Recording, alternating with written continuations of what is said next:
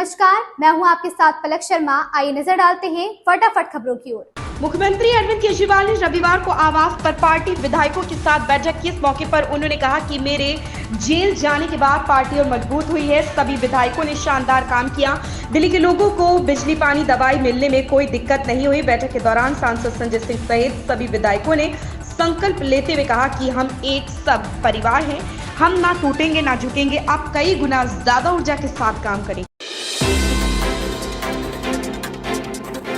बरहामपुर से कांग्रेस सांसद और पार्टी उम्मीदवार अधीर रंजन चौधरी ने कहा कि टीएमसी के गुंडे कार्यकर्ता सड़कों पर कब्जा करने और लोगों के लिए समस्याएं पैदा करने की कोशिश कर रहे हैं। मैंने चुनाव आयोग से उन्हें तितर बितर करने का अनुरोध किया, लेकिन वे फिर से वापस आ जाते हैं। हम उन्हें किसी भी बूथ पर कब्जा नहीं करने देंगे, ना ही मैं बरहामपुर टीएमसी को जीतने दूंगा।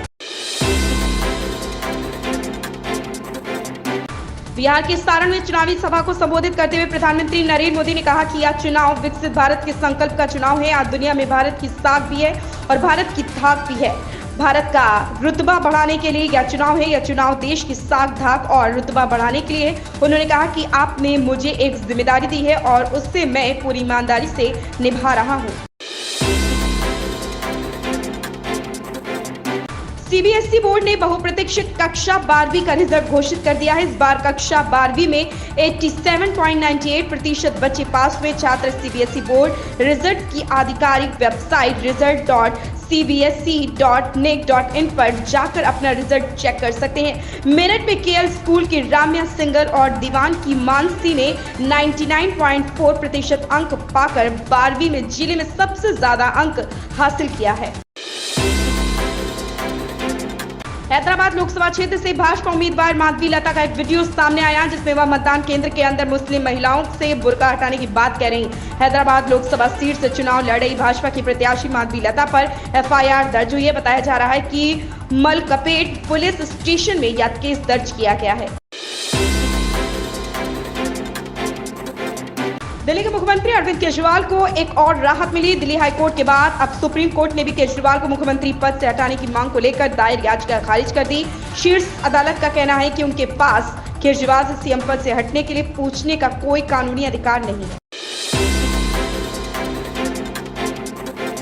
अफजाल की सजा को लेकर आज सुनवाई टल गई है। सपा प्रत्याशी अफजाल अंसारी और उनकी बेटी नुसरत अंसारी कलेक्ट्रेट पहुंचकर नामांकन कर दिया है। प्रस्तावकों के साथ अफजाल अंसारी की बेटी नुसरत अंसारी पहले नामांकन करने पहुंची। इसके बाद अफजाल अंसारी अपने प्रस्तावकों के साथ नामांकन करने पहुंचे। गाजीपुर लोकसभा सीट पर इस बार रोचक चुनाव होगा।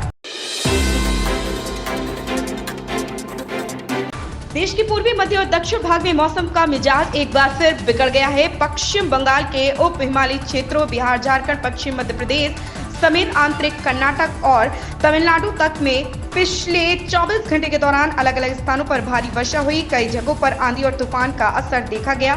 मौसम विभाग ने कहा कि इन राज्यों के अधिकतर इलाकों में अभी 16 मई तक ऐसा ही मौसम बने रहने का अनुमान है। कांग्रेस के पूर्व अध्यक्ष राहुल गांधी ने सोमवार को रायबरेली के साथ अपने परिवार के रिश्तों को याद करते हुए कहा कि यह उनकी दादी और पूर्व प्रधानमंत्री इंदिरा गांधी तथा उनकी मां सोनिया गांधी की भी कर्मभूमि रही और इसलिए वह यहां से चुनाव लड़ने आए हैं। रायबरेली संसदीय क्षेत्र से कांग्रेस के उम्मीदवार राहुल गांधी यहां के महाराजगंज स्थित मेला ग्राउंड में आयोजित एक चुनावी रैली को संबोधित कर रहे थे। सीरीज हीरा मंडी में एक्ट्रेस सोनाक्षी सिन्हा को फरीदन के किरदार में देखा गया। हालांकि पहले वे इस रोल को नहीं करना चाहती थी। उनकी ख्वाहिश थी कि वे बिब्बो जान के किरदार में दिखे, लेकिन बाद में यह रोल अदिति राव हैदरी को मिला।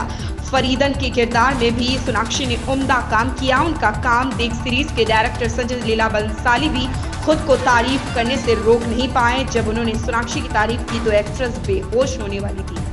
इन खबरों में बस इतना ही। बने रहे हमारे साथ।